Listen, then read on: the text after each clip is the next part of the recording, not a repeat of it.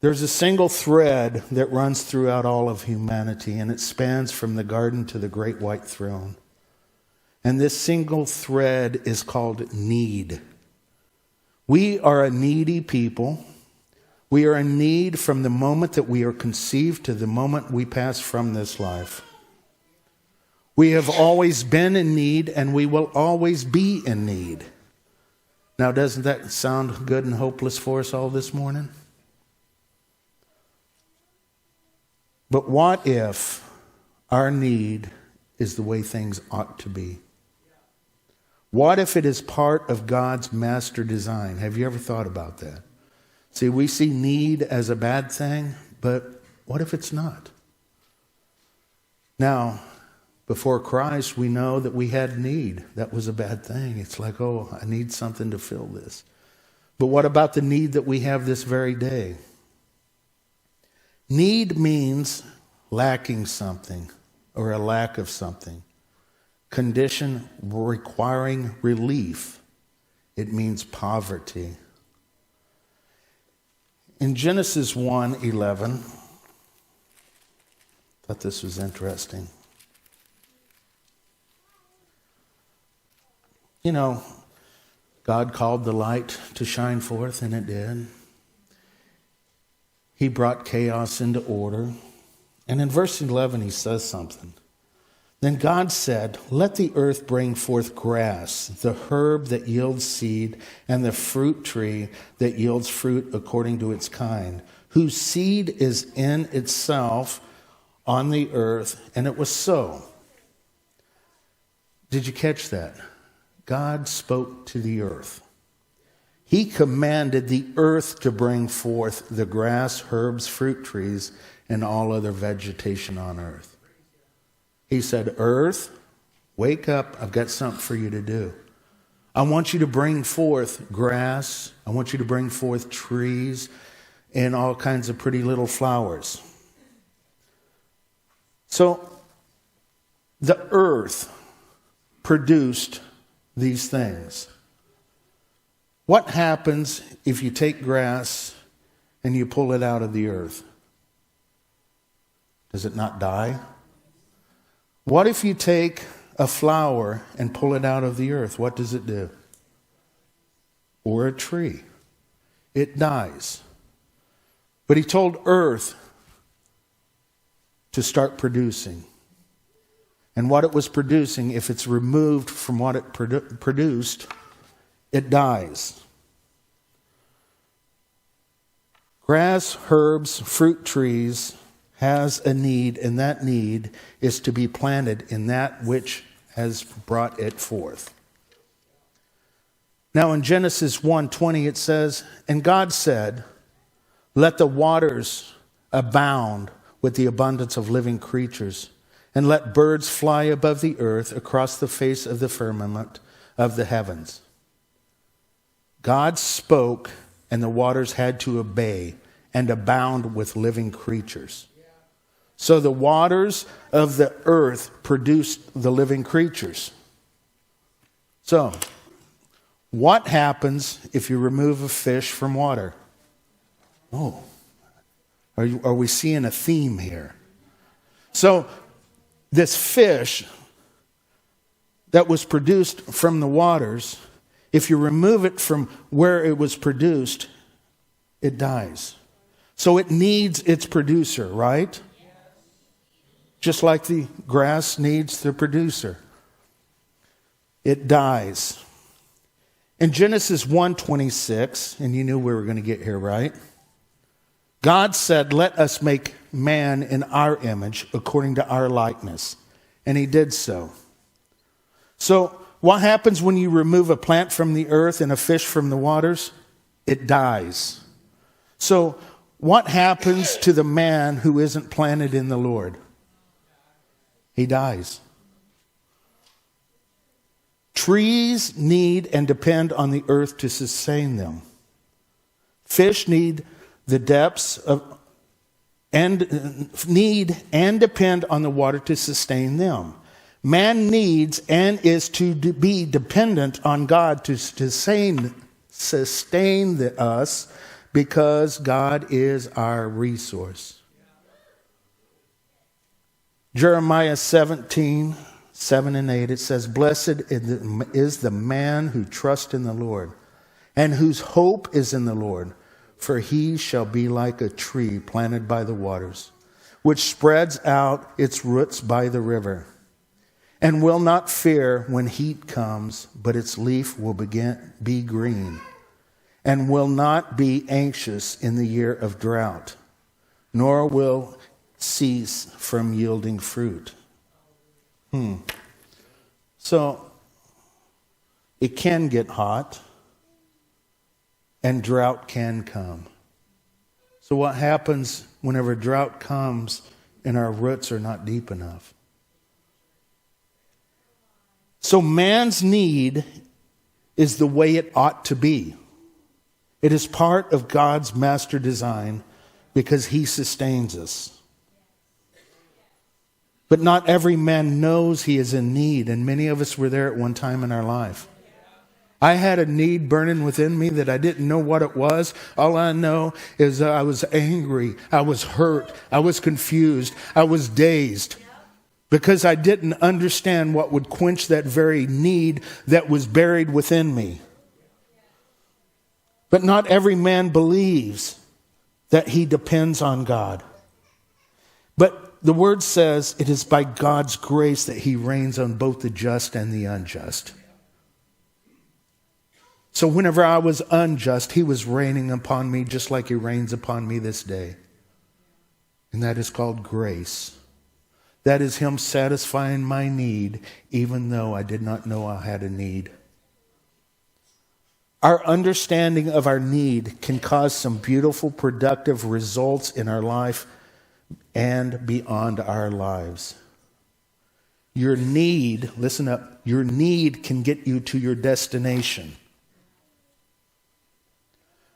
When we know that we are in need, it causes something, and it's called desire. I desire nothing more, or something more. I desire something different, something meaningful, something healthy. Anyone ever have desires like that? Something has got to change. I desire for the change in my life. I desire for the good fruit to be produced. I desire more of you, Lord. And it all comes and it's birthed out of need. Desire means to long or hope, to fill the loss or lack of something. And as we walk in desire, it can lead to desperation. I no longer just desire change in my life, where it's a thought, where it's a craving, but I must have it. I am desperate for newness. I am desperate for healing and wellness. Any of us ever been desperate? I encourage you to get desperate.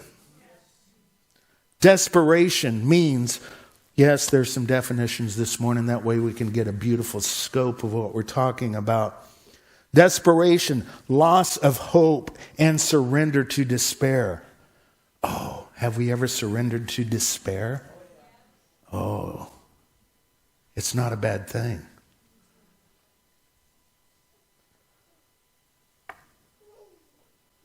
A state of hopelessness leading to rashness. Anyone ever get rash? You ever get your back put up against the wall and all of a sudden your normalcy just went out the window and you have to become unrash in order for things to change?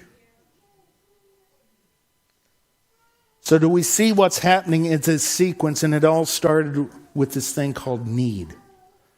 We start with need.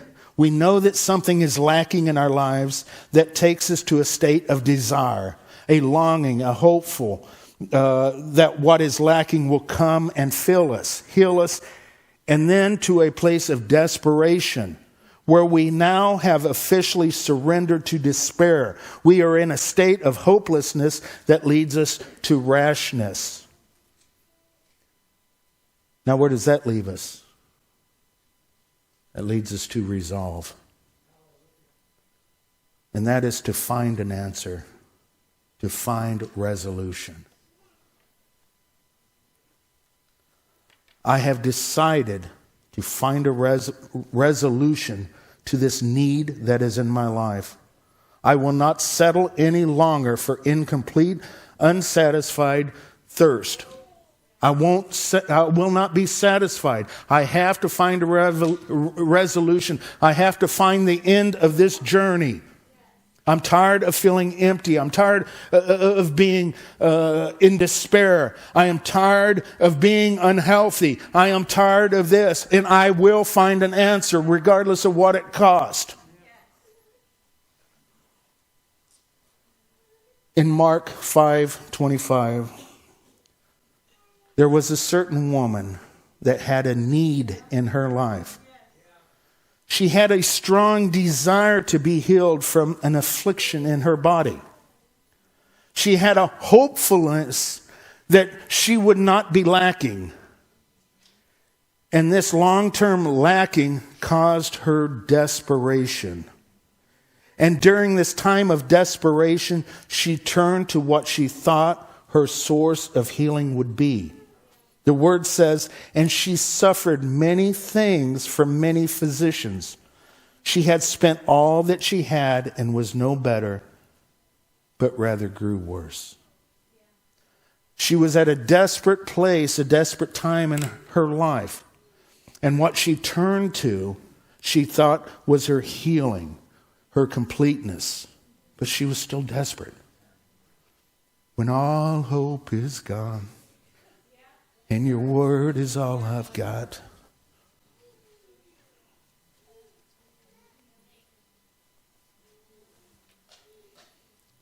So during this place of desperation, she heard something. She heard about this guy called Jesus. It says she came behind him in the crowd and touched his garment.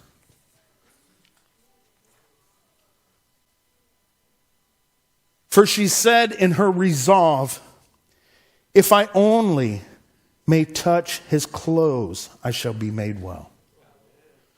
So do we see how the need progressed into that desperation, into a resolve where she made a determination in her mind, if I can only touch his garment, I will be made well. But it all started at that ugly word called need.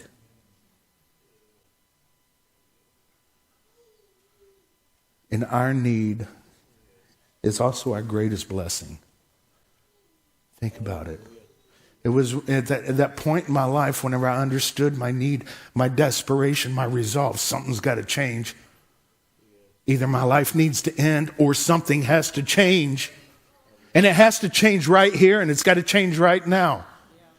So the time whenever I had my greatest need and desperation was the time whenever I found the resolve, Lord, here I am. Where I had no choice but to reach up and touch his garment. Oh, great. Here we go.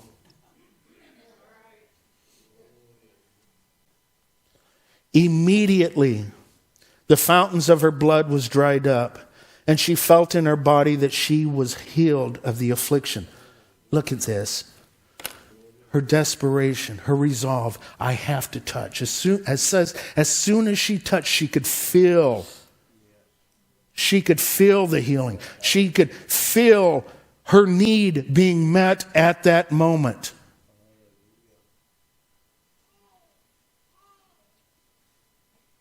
And Jesus, immediately knowing in himself that power had gone out of him, turned around in the crowd and said, who touched my clothes? But his disciples said to him, you see the multitude thronging you, and you say, who touched me?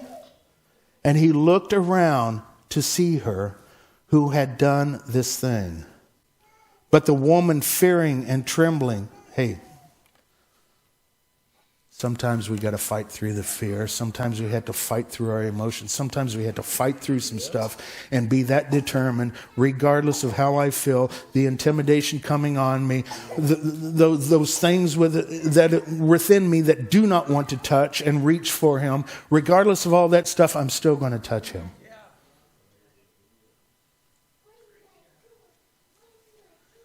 Knowing what had happened to her, came and fell down before him and told him the whole truth. And he said to her, "Daughter, your faith has made you well.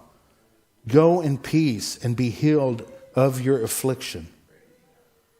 He's saying, because of the resolve that is in your heart, stopping at nothing to have your need met, go in peace and be healed of your affliction.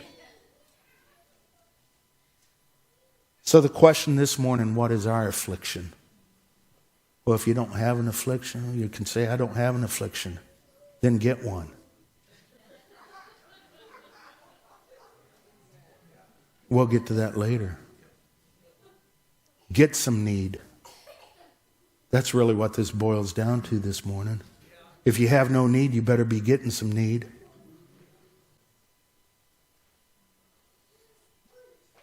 What is our affliction? What is our need? What is our resolve to have our need met? Will we push our way through the multitude of the thronging crowd to find our source? Many will not. Many will wait for the line to go down, or will wait for the inopportune time. I would at this point like to point something out. This woman did not wait for an altar call.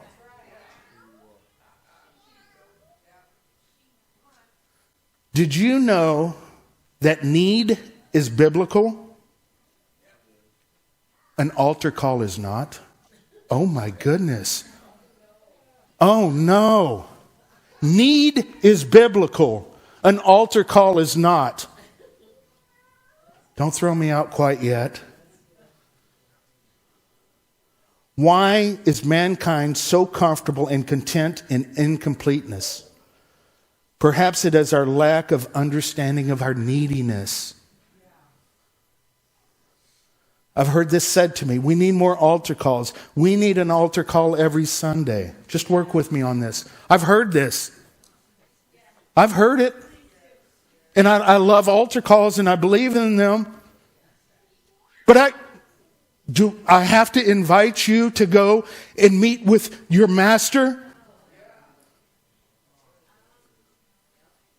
No, we want to glorify the altar call. Why do we have to coax people into the understanding that they need to touch the hem of the garment of life, peace, and wholeness?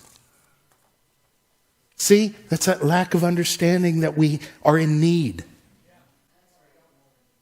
I will wait in a line. I was thinking about this during worship. A little graphic, okay? What time? Anyone go to the public swimming pools in town? Anyone know what time they open? Probably 10 o'clock, guesstimated. Okay, we're going to say that the public swimming pools open at 10 o'clock, but it is 9:58. You're standing 10 foot from the swimming pool, and you're on fire. Are you going to wait till 10 o'clock to jump in the pool? No.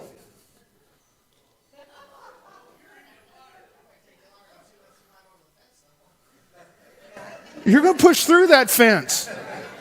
You're not going to wait for the attendant to say, "Okay, we're open now."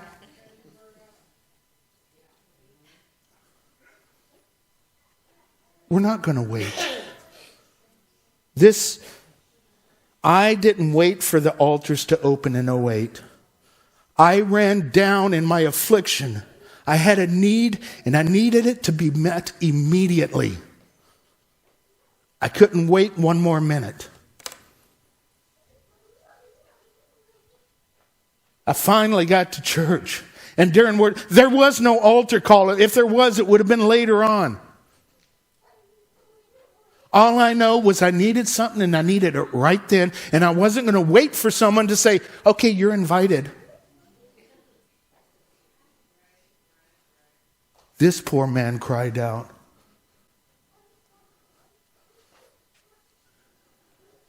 This poor man cried out in a moment, most undignified manner. And the Lord heard him and delivered him from all of his fears, anxieties, hurts. He heard my cry and plead, and he set me free and delivered me instantly. Because I didn't wait for an altar call. I wasn't there for the performance or anything. I had a meeting because he was walking by right then. Because of the resolve that is in your heart, stopping at nothing to have your need to be met. Go in peace and be healed of your afflictions. There are not specific altar times. The altar of God is open 24 hours a day, 7 days a week, 365 days a year, year after year. The altar isn't a specific thing in a specific place. It is not on this mountain or that mountain. It's not in this city or that one, or this church or that one. The altar of God is everywhere that the poor in spirit finds need, despair, and resolve. It can be outside on the tables, down at the lake, or in your very living room. The altars are always open for the hungry. The table is always set.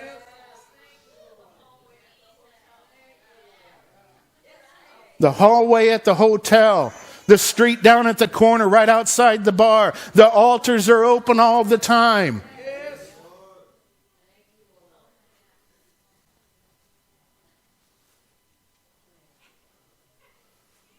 Blessed are the poor in spirit, for theirs is the kingdom of heaven, it says. Many years ago,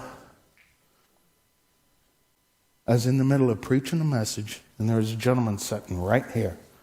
Right? It just interrupted me. So rude. So rude. He said, I need Jesus.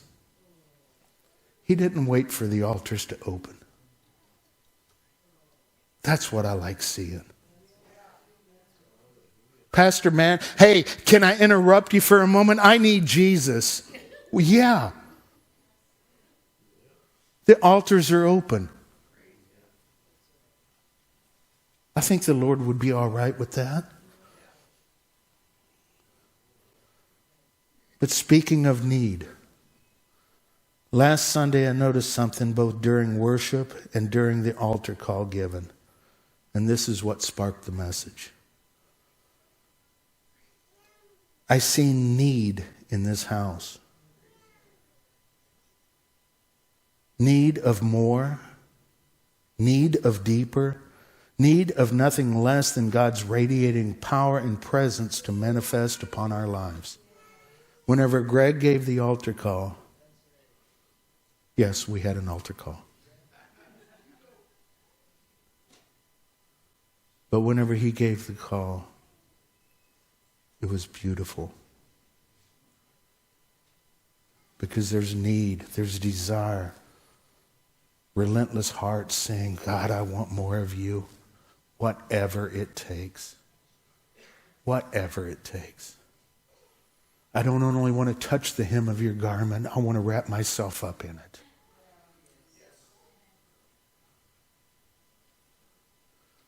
And that's beautiful.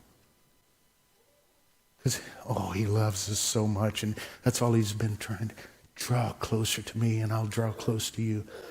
Get closer to my heart because I desire you so much, he says. And whenever people say, yes, Lord, I want more. I don't know what tomorrow holds. I don't know what tomorrow looks like. But I hear the invitation that you're given. And I say, yes, Lord. Does that not delight his heart?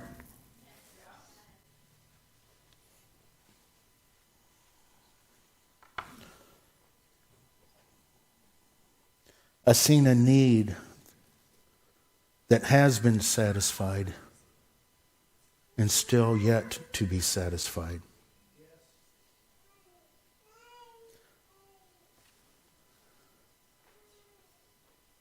The more need that gets satisfied, the more need that we have. And this is a good thing. Oh, you're talking in riddles. No, not really. What is our affliction? The more need that he settles and fills. But the word says, he shall supply all of your needs according to his riches and glory, so I have no more need. Not true. It doesn't say that he's going to remove our need. He says he's going to fill that need. I had a need before coming to the Lord. He satisfied that. He opened up his arms and he loved me.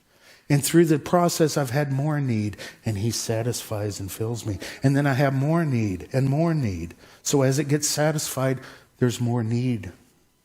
Because I'm supposed to need him if we want to go back to Genesis again real quick. Because he's what fulfills us. Back to the Genesis. A tree that is of the earth must remain in the earth to live, right? As this little tree, they're called saplings, right? Is watered and nourished from the earth, what does it do? It grows because the need is met, right? But its roots grow deeper and its limbs higher, and it bears fruit. As this happens, the need is met, but yet the need increases. See that? It gets bigger, which means it needs more. More water and more nourishment. And so it continues to grow, creating more need yet, and the cycle just continues and it grows. Are we seeing this, folks? So as we plant ourselves in the Lord and he satisfies our need and we grow and we flourish, guess what? It should make us need him even more every single day, that our roots would grow even deeper and our limbs would grow higher, and so on and so forth. So like I say, what I seen last Sunday, the need in the house, is a beautiful thing. I'm seeing trees like mighty oaks of righteousness that have been planted by the brooks, that have their roots so down deep and their branches so high, praising and glorifying the Lord.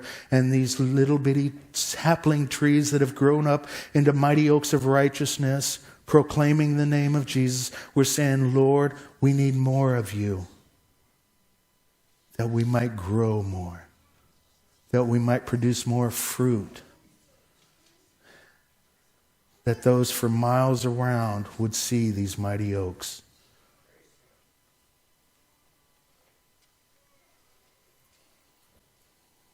In Genesis 1:26, then he said, let us make man in our image according to our likeness. And so he did. Isaiah 51:1. Listen to me, you who follow after righteousness. Anyone follow after righteousness? We're trying, right? You who seek the Lord. Anyone seeking the Lord?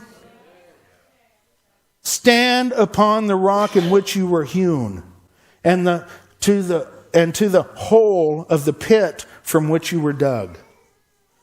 He's saying stand. So sister has the armor of God that she's passing around.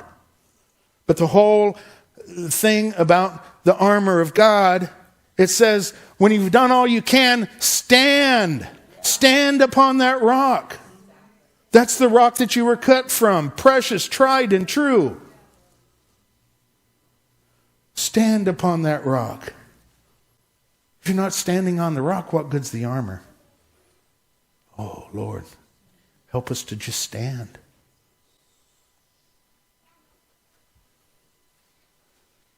You were cut from a beautiful and precious stone, and this stone was rejected and despised. That stone is our source for all things pertaining to life and godliness.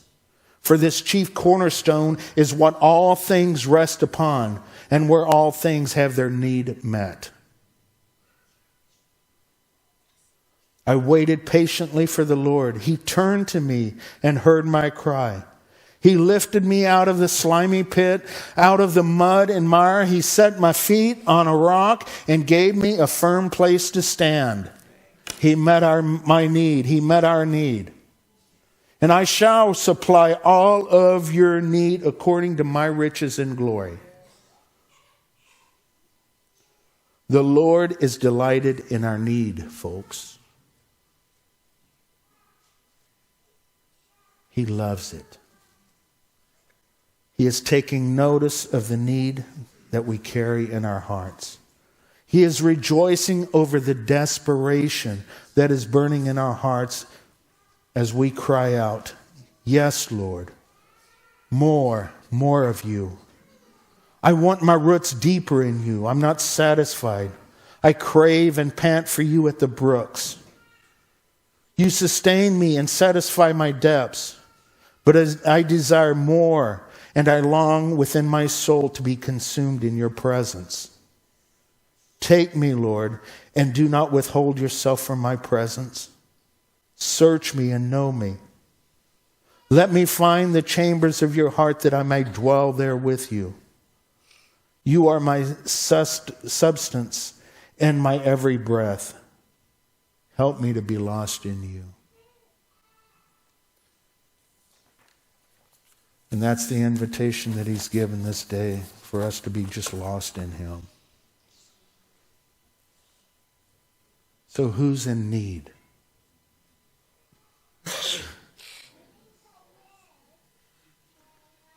Is need a good thing? It was a design. He never wanted us doing anything outside of him. It was never his plan. From the garden to the great white throne. Like I said, we are needy from the moment of conception to our last breath. Every single moment we are in need. Now we go through stages of need as we just learned, but we embrace it. And once we embrace the need that we have, we can grow. And the Lord is loving our neediness.